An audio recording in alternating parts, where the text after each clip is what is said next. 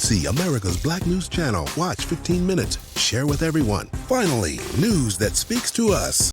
The sudden and immediate threat to Mason, Tennessee's independence is part of a narrative that repeats throughout history.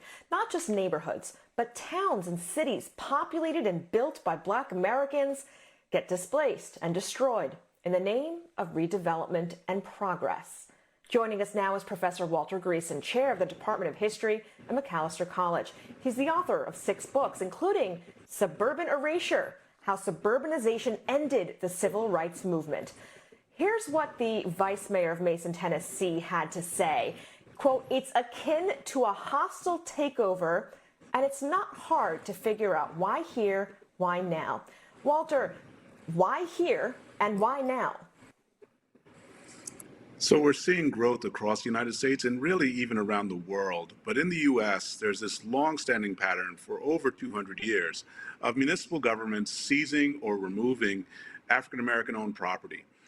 Even under the Constitution, the provisions for eminent domain have been unequally applied to African-American communities across the United States. And so that's been the subject of my study for more than 25 years.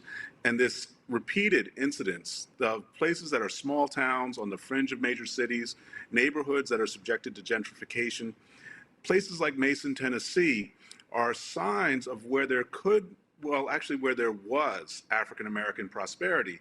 But now they have been neglected, they have been isolated, they have been disinvested by their state and county governments, often because of Black leadership that they don't want to see greater stability and wealth take root. And so I agree with the NAACP in Memphis. There needs to be a special scrutiny here in this case, because there are thousands of cases like it, where the barriers against wealth accumulation for African Americans are not just upheld or maintained, but they're actively expanded.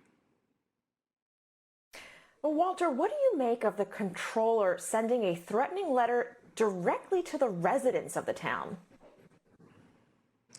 It's an attempt to subvert their elected leadership, which after the call, when they asked them to surrender their charter, this was an attempt by the state government to then intimidate the residents and say that you should not trust or respect your local leaders.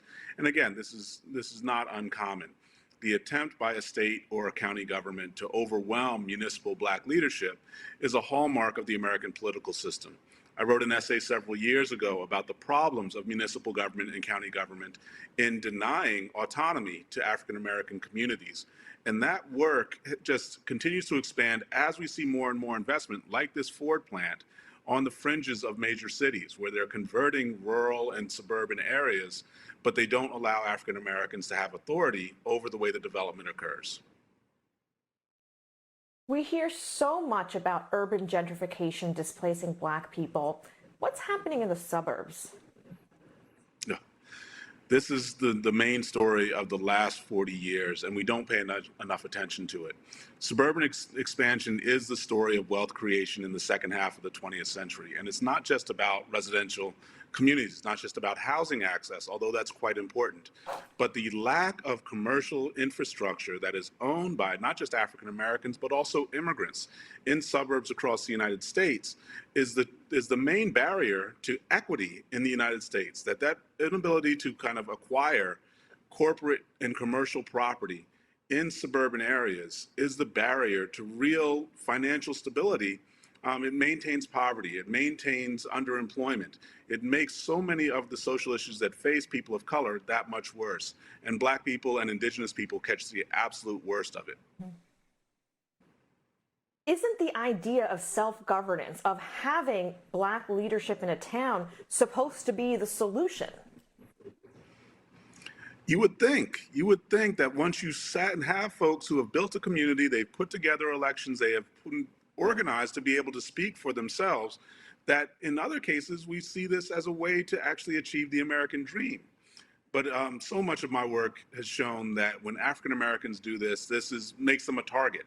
The most famous cases we've seen in American media are about Tulsa, Oklahoma, the idea of Black Wall Streets, these places where African Americans successfully build extraordinary places to live, and they are absolutely burned to the ground, bombed, destroyed. And so that's the work we have the chance to reverse right now.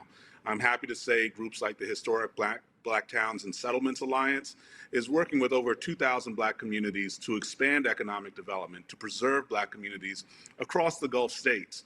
And so we need to expand this mission to the Midwest, to the Ohio River Valley and places like Tennessee. Needs to be a national priority for both state and federal governments to defend, preserve, and expand Black communities. Professor Walter Greason, chair of the History Department at Macalester College, thank you for joining us tonight.